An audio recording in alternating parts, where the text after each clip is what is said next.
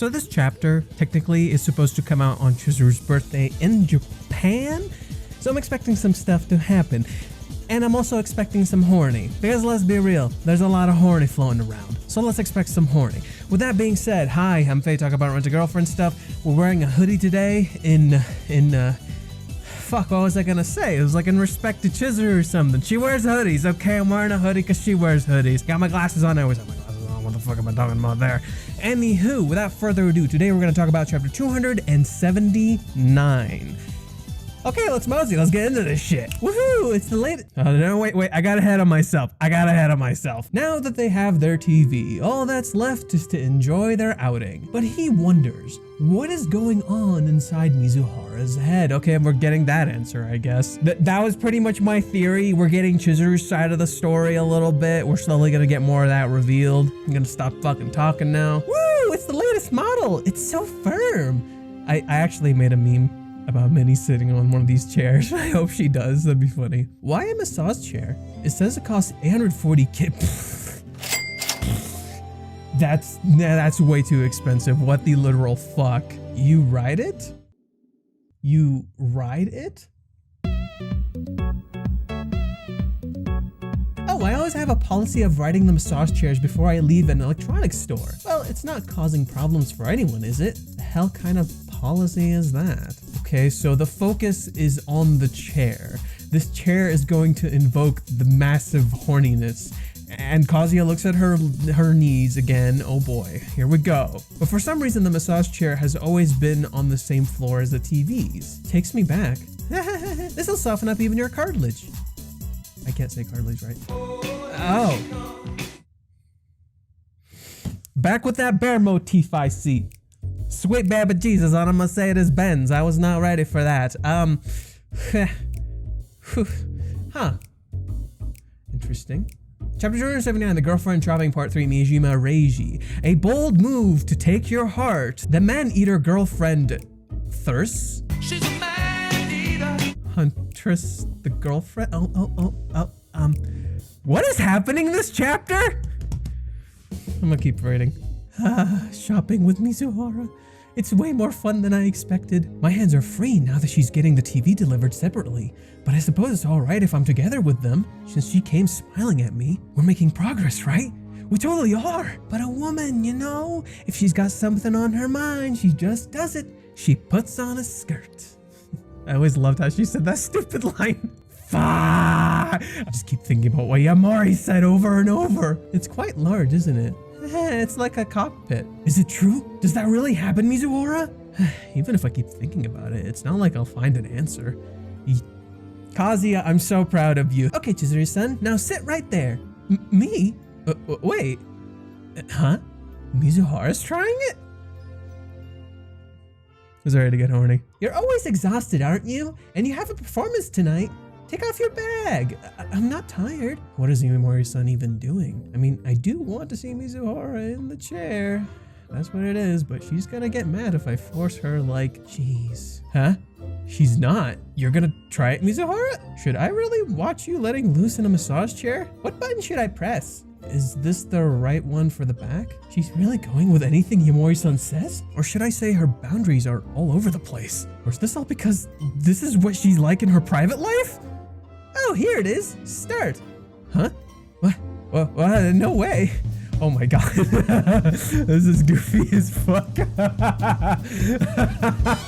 I'm sorry. Just Chizuru falling back like that looks so goofy. This is a recliner? Looks like it. Kazuya's face. Oh no. Oh my god. Okay, this is a nice reward after working all morning, dude. What? Mizuhara's lying down. I had no idea. Me neither. This is amazing. The fact that she's in a skirt is backfiring. Isn't she way too sloppy? Wait, where do I look? He looks at the boobs. I can't. She can't find out I'm only looking down below. Oh.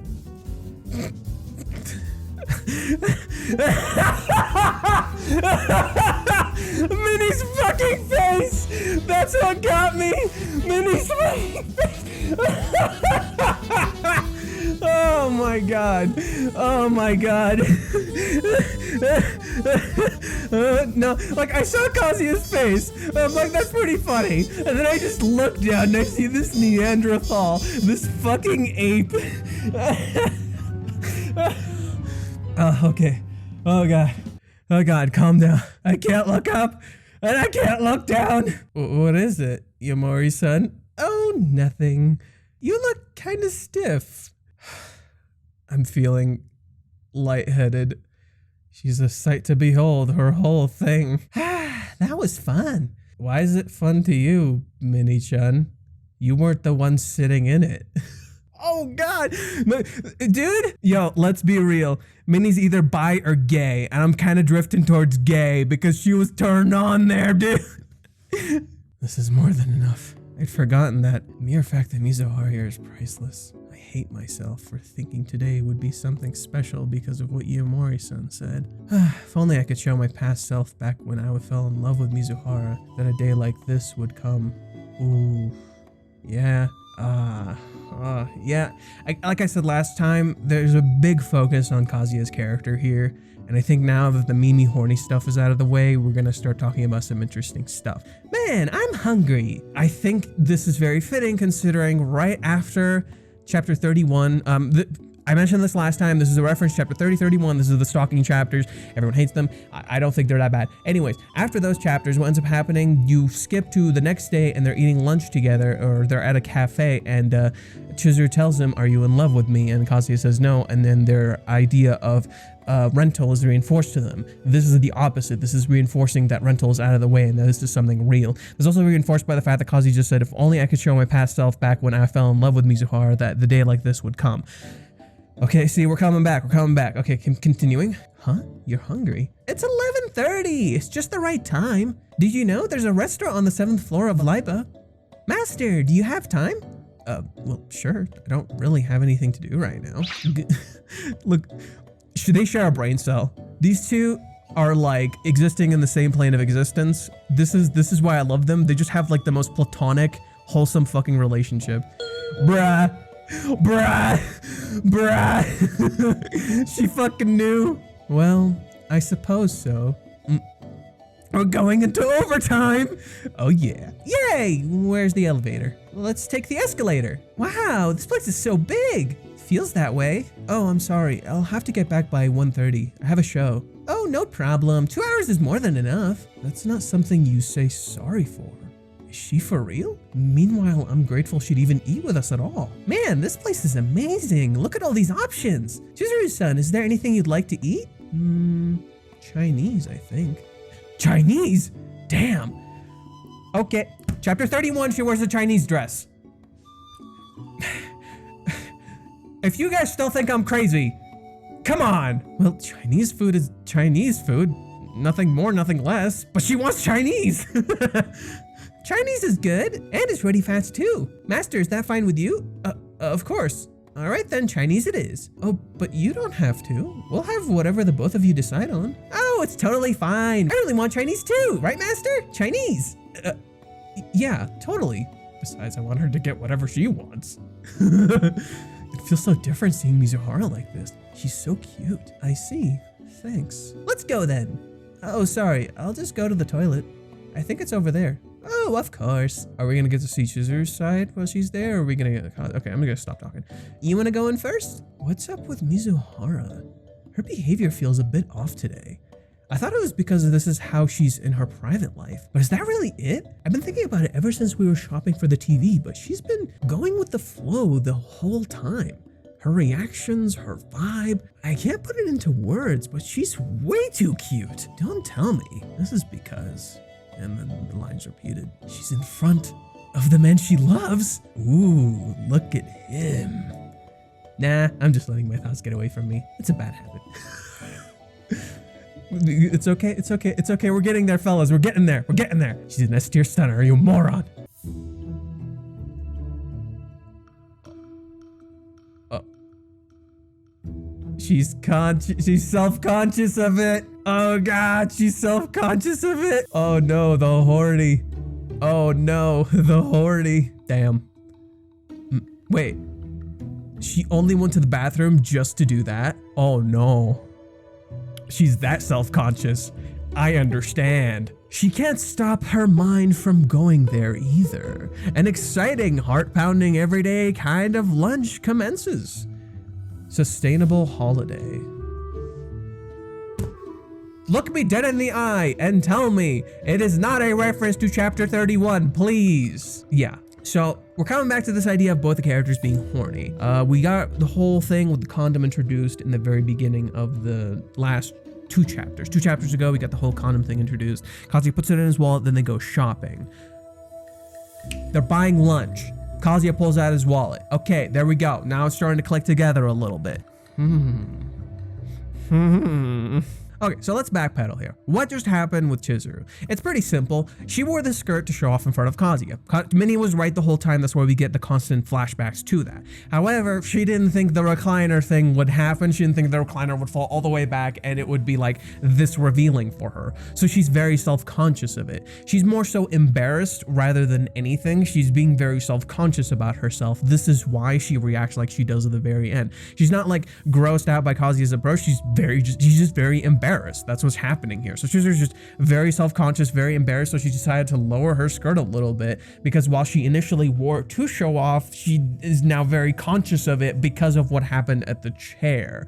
So it's like, it's essentially a freak out moment. That's why it happens specifically in the bathroom. See, the bathroom, like, it's pretty obvious, like, when you think about it. The bathroom is just a place of privacy. It's a place where, you know, you're gonna be in a private place where you're gonna kind of feel safe in a little bit. So this is kind of a way for Chizuru to regain a sense of safety for herself. But notice how quick it is. She just goes into the women's restroom, looks in the mirror, fixes her skirt. We get a focus on the skirt, and then you get her face, and then she walks out. This is her being self-conscious, a little uncomfortable about it, but it's also showing how Chizuru is getting used to this idea of sexual attraction and physical intimacy. But this reaction is also important because it's going to directly play into Kazuya's horniness. That's going to probably get shown through the wallet or through the condom, whatever the heck all that stuff is.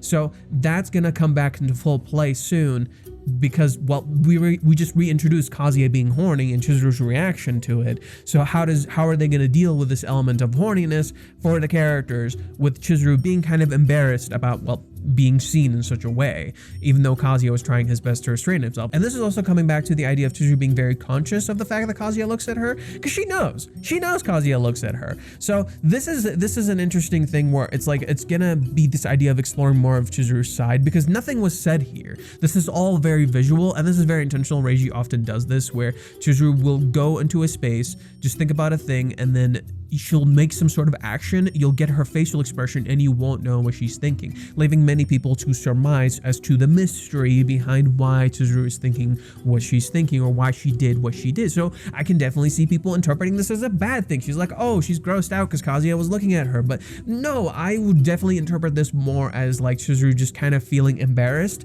that she was looked at, but she's also just a little bit uncomfortable about this idea. Chizuru has always been uncomfortable in this idea of intimacy. So if, for example, if we go back to chapter 273, let me go to it real quick. In chapter 273, there's this whole element of physical intimacy and emotional intimacy, very much portrayed through Minnie being butt-ass naked in the bathroom with Chizuru. The place where you shower and the bathroom are both very private spaces, and like their whole intentional meaning behind them is that they're for you and really kind of nobody else to share with. So Chizuru in her own home has to share a bath with Minnie now. This is directly coming back to this idea of physical intimacy, and Minnie actually does look at her in that way as well. However, we don't get the same thing with Minnie, we just get a solid chuckle. But look what happens. She turns to Chizuru, she looks at her boobs, she looks at her ass, then she gets the whole gaze thing that we often see, and then it zooms out and it does a spread panel of Chizuru. This is very much intentional because the spread panel essentially captures that whole idea of physical attraction. Minnie is literally looking at her physically, and Chizuru, like, look how she was sitting before. Chizuru was sitting like this. She immediately turns to cover up. She's very uncomfortable about physically opening up to other people, just as emotionally she's very uncomfortable about opening up to other people. Then she crosses her legs, leans back, and while Minnie sees everything, look at how Chizuru sits. She's covering her chest and she's covering her legs, so you can't actually fully see anything. But Minnie still kind of gets a glance. It's this idea of hiding physical intimacy, and then physical intimacy literally comes back the chapter right after when they fall on top of each other. other, see what I mean? But then there's also the element of emotional intimacy and the struggle behind that. And of course, whenever Minnie tries to get into her physical space, as we see right here, Chizuru gets very defensive. Chizuru's like, no, I don't want to deal with this, get the fuck out, like stop touching me and shit. And she gets out of the shower, and then she immediately figures out like, oh, it's because of Kazuya. And then afterwards, while there is the focus on physical intimacy, that's why there's so much focus on Chizuru's breasts and Chizuru's like, and you know, boobies. Boobies!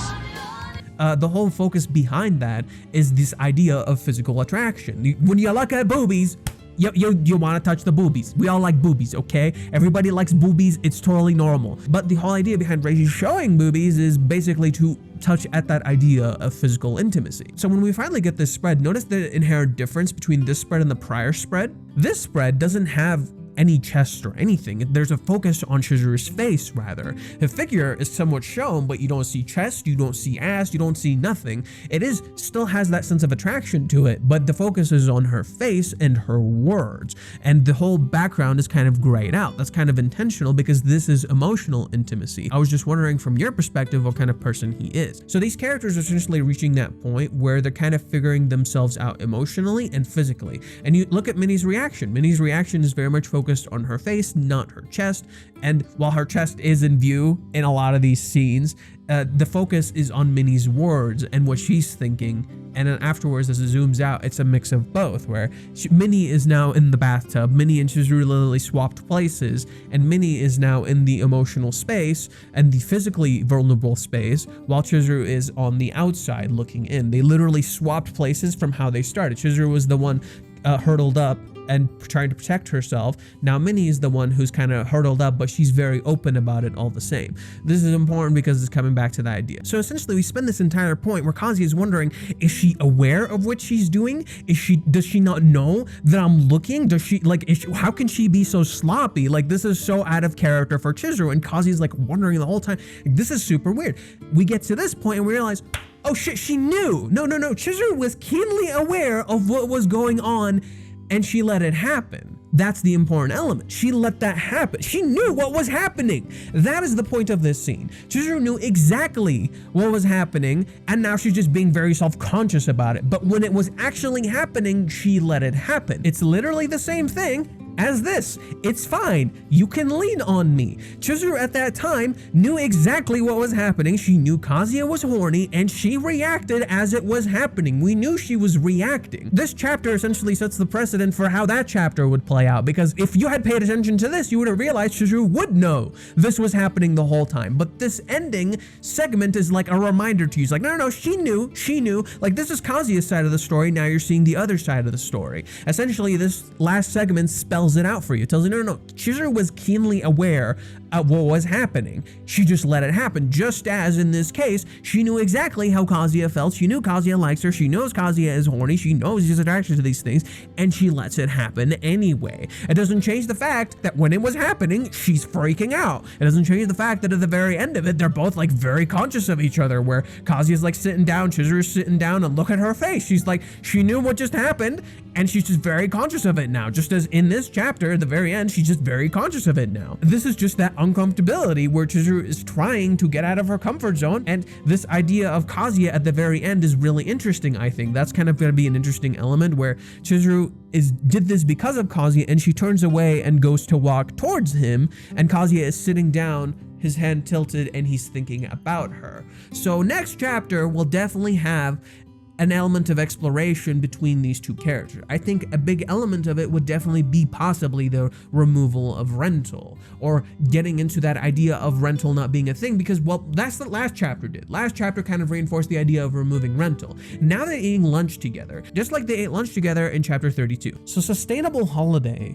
is interesting, especially considering the theme. Sustainable is something you can keep going. So sustainable definitely ties to money, possibly.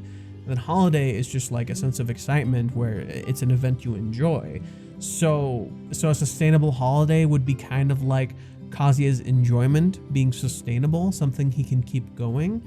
I do think that's an interesting element to kind of think about here, where this idea of a holiday continuing. Okay, so just in case this ends up being too long, I'll split it into 2 videos. I lied, making it 3 parts. So reaction plus semi, first impressions, review, theory. Also, I'm not wearing my glasses, just noticed.